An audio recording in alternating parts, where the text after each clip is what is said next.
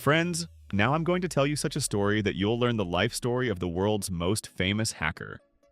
Kevin was born on August 6, 1963, in the Oni area of California. His parents divorced when he was still a baby. His mother, Shelley, who lived with him, had to work long hours to make a living, and Kevin spent most of his time alone. He eased his loneliness by making small explorations on the streets of Los Angeles. Kevin was an extremely curious child, but most importantly, his interest in technology and communication tools had already started to blossom at a very young age. In the early years of adolescence, he began amateur radio operating, even listening to police radio frequencies to try to understand the world around him. Perhaps the foundations of the skills that would later be called social engineering were laid through these childhood curiosities.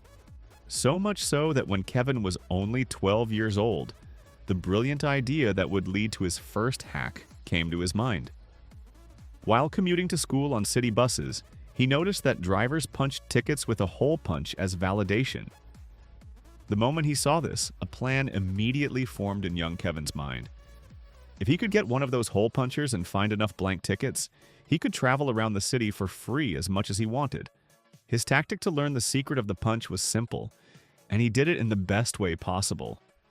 As an innocent and sweet child, he directly asked the bus driver, "Where can I find this punch? I need it for a school project." The driver, suspecting nothing, told him where it was sold. Kevin then pulled the same trick and managed to steal a punch for himself. After observing drivers for a while, he discovered that most of them threw unused blank transfer tickets into a trash can near the bus depot at the end of the day. After that, everything was ready. He collected the blank tickets, filled them out, punched them, and thus gained unlimited ticket rights. At just 12 years old, he had fooled the system and traveled all around Los Angeles for free for months until he was caught. But his war with systems was only just beginning. When he entered high school, his desire to push the limits of technology grew even stronger. He continued his amateur radio hobby while also trying to unravel the mysteries of telephone systems. Sometimes, just for fun, he would connect to McDonald's drive-through radio frequencies and, instead of the employee, he would speak, mocking people who tried to place orders. He had no financial motive. He was just having fun. In high school, he befriended a slightly older teen involved in phone phreaking and learned ways to make long-distance calls for free. So, he could now make interstate calls at no cost, but he would soon attempt things that would leave even the friend who taught him stunned. He used the art of deceiving people, what would later be called social engineering, with natural talent.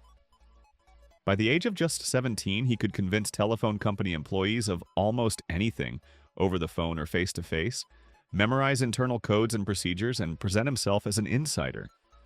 For example, once he called the telephone company's confidential numbers office, where celebrities' numbers were protected, introduced himself as Jake Roberts and said, "Our internal number has changed. Has the new one been reported to you?" and made the other party reveal their own number. Then he contacted a mid-level manager at the same company and said, "We're updating the active personnel list. Will your extension remain?" Prompting a response like, "Oh yes, my number is 354. Keep it." Thus learning both his name and extension. Finally, using all this information, he placed a temporary call forwarding on that manager's phone. So when the confidential numbers office called to verify the information, the call was routed to Kevin, and teenage Kevin, playing the role of the manager, rejected the request. He even recorded the company's hold music on tape and, while saying things like, "Please hold for a moment," played the company's own theme music, taking the deception to another level. Using this method, he even accessed the phone numbers of famous actors and singers who were trying to keep them private. But beyond all this, Kevin's true superpower wasn't technical skill. It was that despite his very young age, he had understood human psychology, and it wouldn't remain limited to phone calls.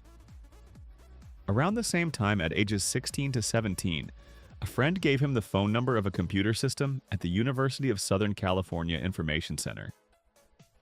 This central computer, nicknamed the ARC, was used by the major tech company Digital Equipment Corporation for remote software development. Driven by curiosity, Kevin gathered his courage, connected to the Ark using only a landline phone, and managed to copy a critical operating system software from DEC. He first called the company pretending to be an employee who had lost his credentials and had a new account created, then had high-level privileges granted to it. He did this in the 1970s as a teenager, using only a landline phone. It was frightening for his future. Someone not even legally an adult had breached a major corporation system. Although jealous friends reported him since he hadn't used or damaged the files, he got off with a stern warning. This was his first time getting caught. Whether he understood the legal consequences is unknown. What mattered to him was overcoming obstacles and entering systems. The 1980s were coming, and Kevin would finally have access to computers. During the 1980s, Kevin Mitnick began slowly making a name for himself in the hacker underground. He wasn't trying to get rich. He did it to satisfy his curiosity and overcome challenges. Sometimes he copied corporate software, sometimes manipulated phone exchanges for free calls, and sometimes just entered systems to push limits and disappear. And his greatest weapon wasn't technical expertise, it was his mastery of deceiving people. In 1981, he secretly broke into the offices of Pacific Bell, later AT&T, to steal technical documents. With two friends, he entered the building at night. But earlier that day, he had introduced himself to the security guard as an employee and even got permission to give his friends a tour. Inside, they found a list of passwords granting access to various telephone network hubs. They weren't caught that night, but the company noticed. FBI agents were soon at his door. In his first arrest, Mitnick was charged with stealing Pacific Bell documents. Tried in juvenile court, he was sentenced to several months in a juvenile detention center. Thus, he became one of the youngest people in the world convicted of a computer crime. But he had no intention of calming down. As practice, he even infiltrated NORAD, a critical U.S. military network, entered and exited without taking anything. Then ARPANET emerged, and he tried infiltrating the Pentagon. To him, it was all a game, and he had no fear. In 1988, he finally faced justice. After a betrayal by a friend, he was charged with multiple computer crimes. At just 25 years old, he accepted the charges. He received 1 year in prison and 3 years probation.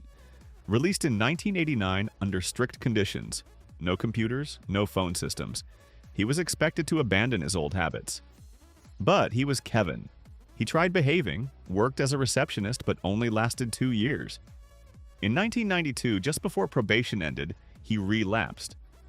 He hacked Pacific Bell again, this time targeting voicemail systems. This time, he chose to run.